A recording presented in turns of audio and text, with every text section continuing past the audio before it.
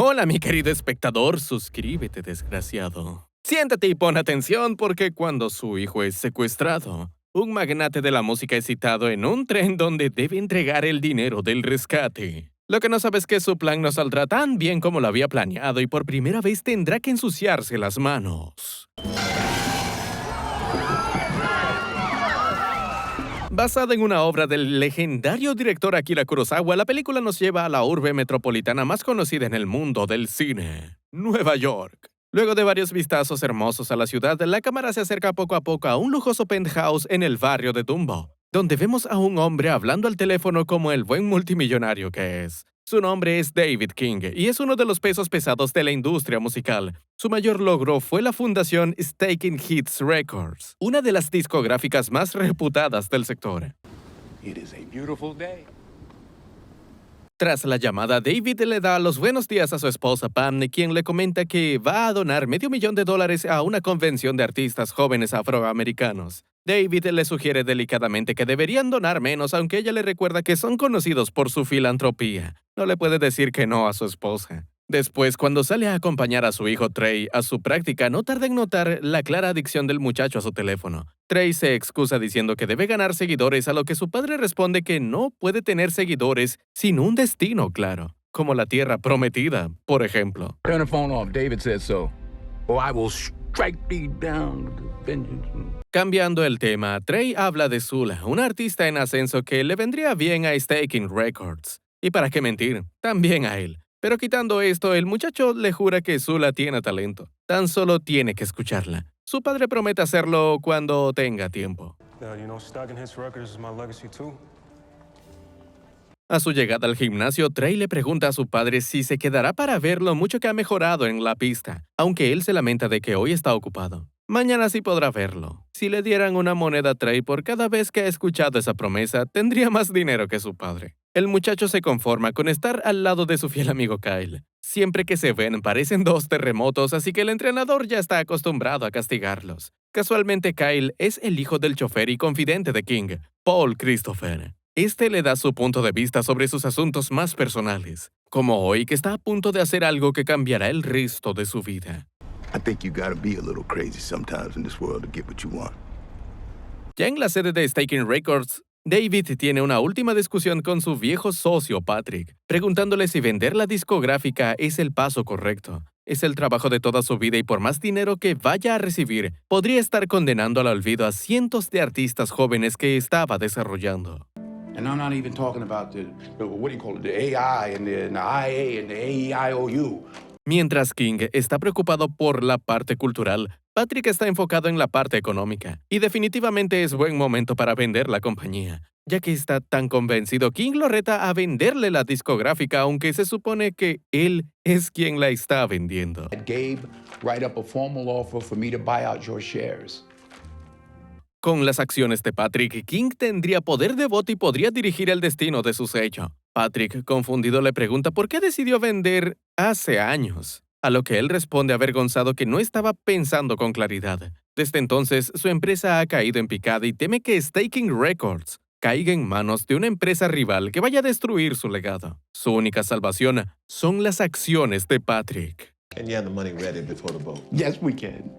Thank you.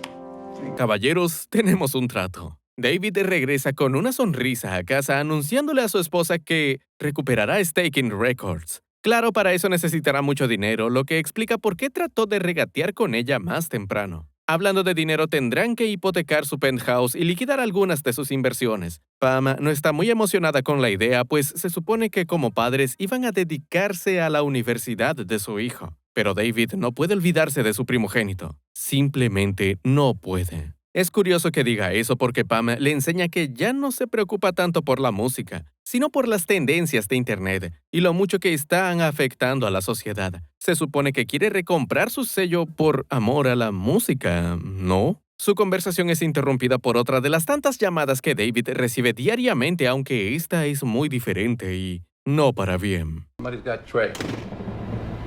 What do you mean Somebody's got Trey. They. El hombre mantiene la compostura lo mejor que puede para alertar a la policía y dar inicio a la búsqueda de su hijo. No hay tiempo que perder. Cuando el detective Bridge Encargado del caso, le pregunta por los detalles de la llamada. David revela que el secuestrador le exigió $17.5 millones en billetes de 1,000 francos suizos. Sumado a eso, avisaron que volverían a llamar por la noche. Entonces el detective Bridge menciona que este tipo de secuestros suelen ser organizados por personas cercanas a la familia. King, ofendido, rechaza rotundamente esa posibilidad, aunque Bridge le pide que confíe en la policía, aun cuando no es un hombre acostumbrado a recibir órdenes. En medio de la búsqueda, Paul se acerca al detective Higgins para preguntarle si saben algo de su hijo, pues desde la noticia de Trey no ha contestado a sus llamadas. Higgins, que sabe de su pasado como exconvicto, decide ignorarlo. Mientras tanto, los agentes enviados a la cancha interrogan al entrenador Rick Fox, quien les cuenta que lo único raro que vio en el día fue a Trey cojeando un poco. Los oficiales toman su declaración sin decirle que el muchacho ha sido secuestrado. Incluso le piden un autógrafo, pues Rick Fox se está interpretando a sí mismo.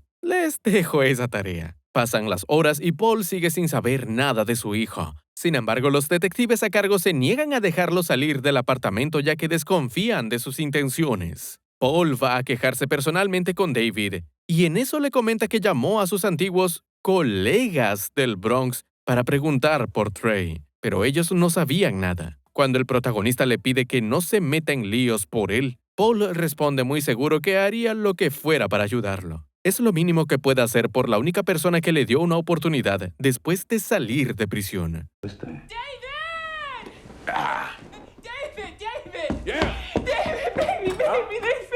They found him. Muy bonito y todo, pero ¿no se supone que lo habían secuestrado? Una vez que Trey es devuelta a sus padres, la policía le explica a Paul que hubo una ligera confusión. El secuestrador no se llevó a Trey, sino a su hijo Kyle, dado que él estaba usando una banda que le pertenecía al joven King.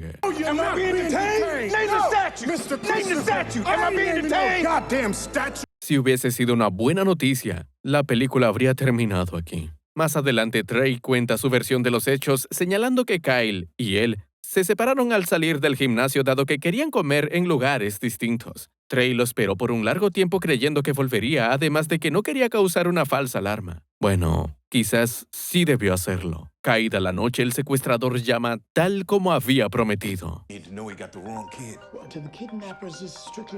Pese a que el secuestrador ya sabe esto, insiste en que todo esto se trata sobre David King. Lejos de intimidarse, King aprovecha para negociar, ofreciéndole la posibilidad de salir impune de esto si deja ir a Kyle. Por desgracia, el secuestrador se mantiene rígido con su postura, exigiendo los $17.5 millones por el rescate. Pussy.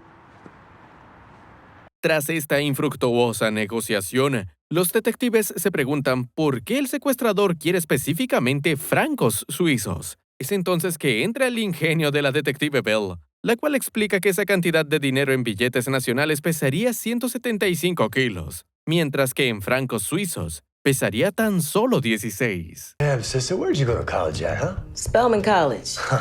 Black Women Excellence. No muy lejos, King recibe en su oficina a su amigo Paul, quien intenta convencerlo de pagar el rescate de su hijo. La cuestión es que King estaba dispuesto a desembolsar esa cantidad por su hijo, no por uno ajeno. Y es mentira que Paul podrá devolverle ese dinero, mucho menos ahora que él está a punto de recuperar su discográfica. For this, give me that, give me this, put this on top of that, on top of this, on top of that, on top of this, on top of that, and this and that.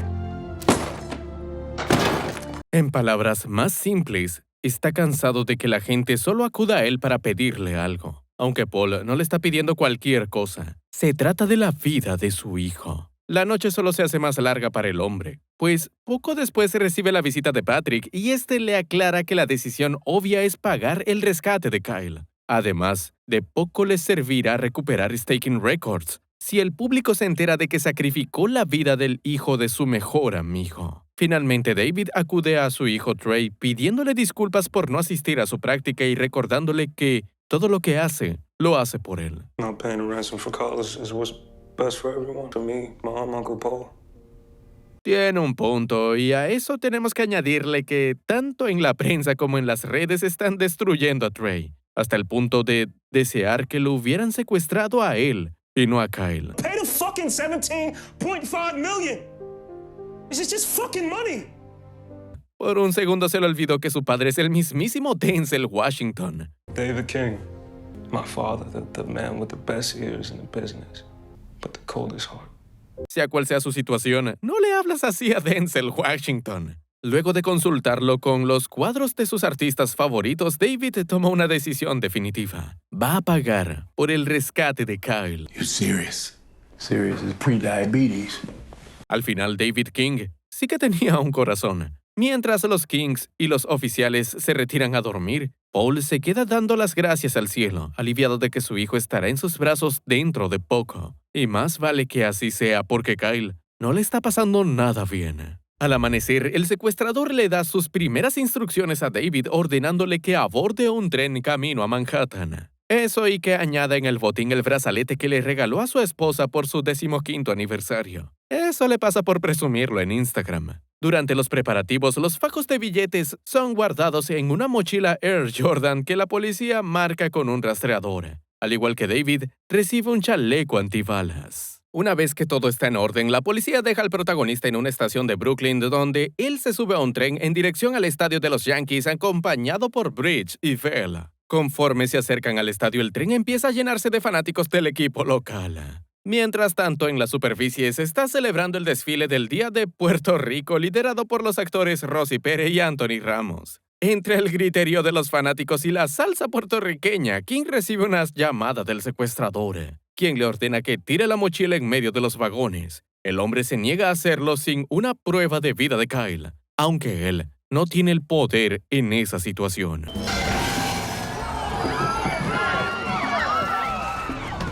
La mochila cae justo en el desfile, donde los secuaces del secuestrador se lo reparten rápidamente hasta que llega a las manos de un motociclista.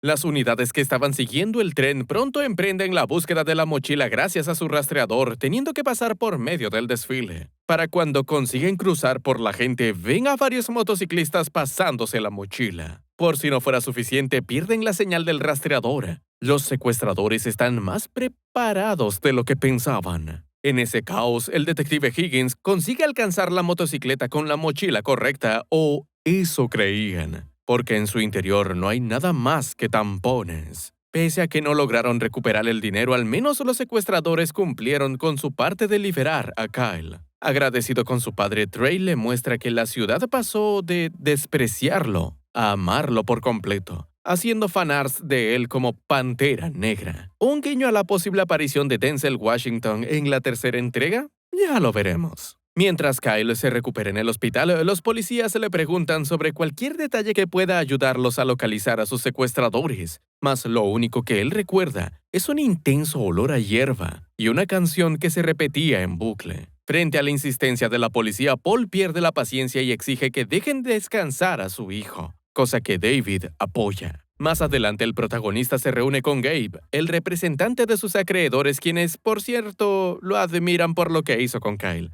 pero no quieren ser responsables de eso. Ellos le prestaron dinero para su disquera, no para un rescate. De hecho, tienen todo el derecho de acusarlo de fraude. Por ende, los inversionistas le conceden 2 semanas para que devuelva el préstamo. De lo contrario, comenzarán a embargar las propiedades que utilizó de garantía, como su querido penthouse y su costosa colección de arte. I did a good thing, but I don't feel good. Gabe, how can I feel good? Make me feel good.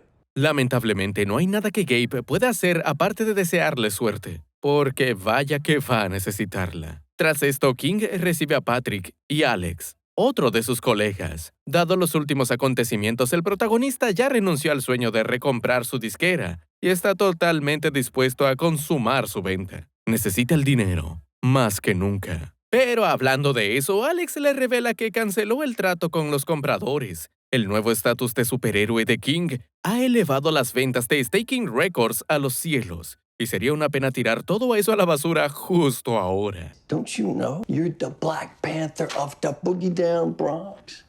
El problema es que tomó esa decisión sin consultárselo a David, pues estaba seguro de que él mismo iba a cancelar el acuerdo. Patrick le echa eso en cara recordándole que hace apenas unos días estaba negándose a poner de su bolsillo para salvar a un jovencito. Todo para recuperar su dichosa disquera. Alex!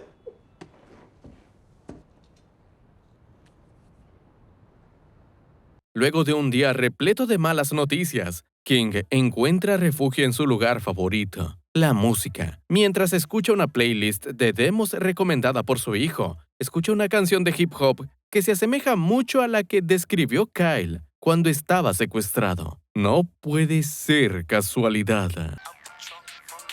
That's crazy. That's him, man. How'd you know? Con la confirmación de Kyle, David señala que el secuestrador tuvo que ser el rapero detrás de esta canción, conocido como Young Felon. Al ver su rostro, Paul recuerda que él lo abordó una vez en la calle pidiendo una audiencia con King. Obvio que no la obtuvo. Bridge y sus compañeros descartan esta pista, alegando que no es suficiente para arrestar al rapero. Interrogarlo por sí solo ya requiere una tonelada de papeleo. El protagonista abandona el hospital decepcionado, pero Paul no tarda en interceptarlo y le ofrece su ayuda para recuperar su dinero. Es decir, tomarán la justicia con sus propias manos. Con ayuda de sus viejos colegas, el chofer se entera de que Young Felon vive en un barrio cercano. Hora de hacerle una visita. What is that? Insurance. That's Jake from State Farm.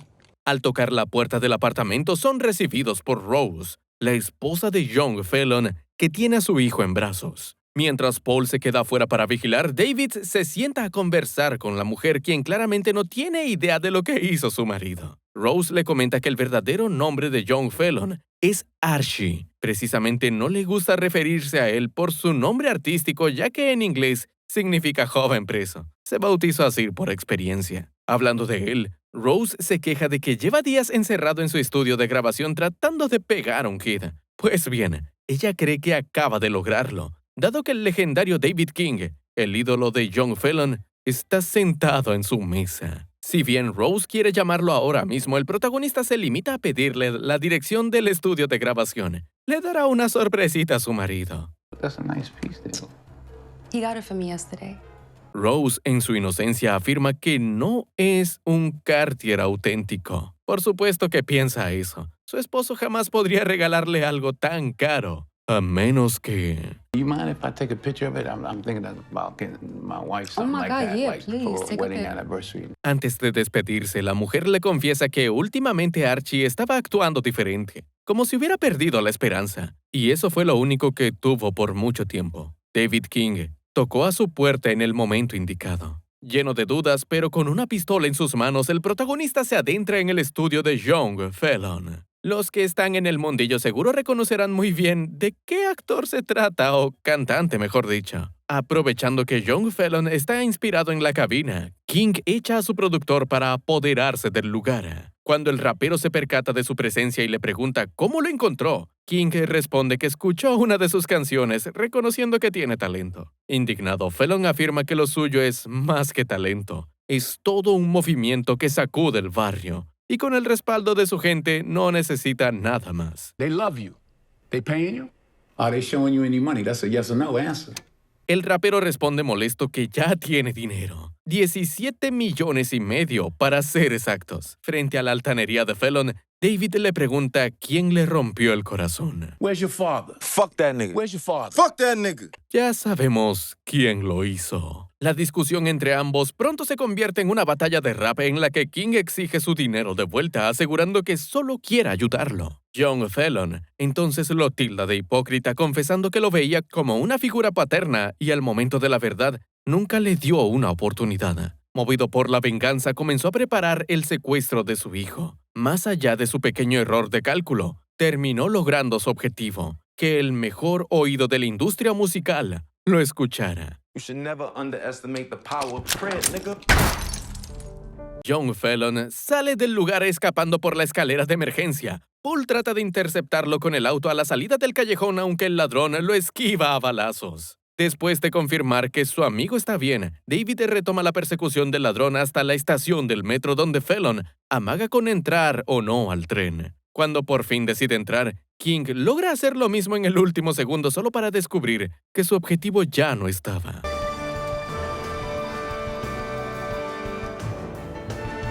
El delincuente salta sobre el protagonista justo antes de que cruzara al próximo vagón. En el forcejeo, John Fallon queda colgado del tren y exige a gritos que lo deje morir. King hace lo contrario, jalándolo de vuelta y noqueándolo a golpes. Por otro lado, el detective Bridge y sus compañeros finalmente siguen la pista de John Fallon y acaban encontrando el dinero debajo de su cama frente a una atónita Rose. Con sus $17.5 millones de vuelta, la familia King se dirige al hospital para visitar a Paul, quien quedó lastimado del ojo izquierdo. Cuando David le pide que lo acompañe en su nuevo proyecto, Paul rechaza la oferta con educación, indicando que es hora de que él y su hijo comiencen de cero en otro lugar. Never got a chance to thank you. That's nothing. You know, I'd do it all again. You know, I always got your back. Trey rompe la emoción del momento anunciando que 4 canciones del top 10 del Billboard pertenecen a Staking Records. Volvieron a 2004 de golpe, ahora con los viejos sentimentales. Always. Forever. And a day. En su camino al tribunal, John Fallon es recibido por un montón de fanáticos que demandan su liberación. Lo curioso es que los abogados del acusado terminan aceptando una condena de 25 años sin juicio alguno. Lo único que pidió su cliente fue una audiencia con David King.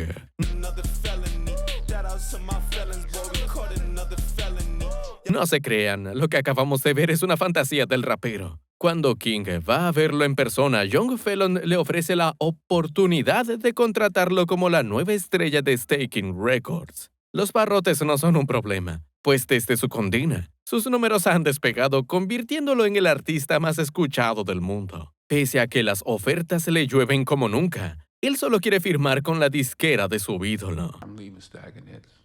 Y tanto empeño que había invertido en el discurso. King, seguro de su decisión, le cuenta que abrirá una disquera más pequeña que a su vez le permitirá pasar más tiempo con su familia y enfocarse en su verdadera pasión, la música. You gonna go broke doing that shit. La cosa es que eso ya no le importa a David. No todo el dinero es buen dinero. Fallon sabe eso de sobra. Can't do nothing with your music. It's not for me.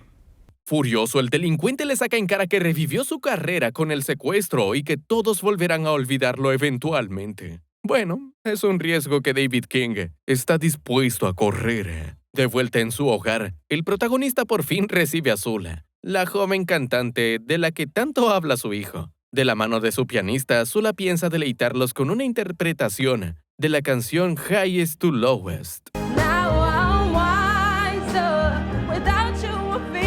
No seré yo un experto en el tema, pero es seguro decir que Trey heredó el oído privilegiado de su padre. Let's get to work.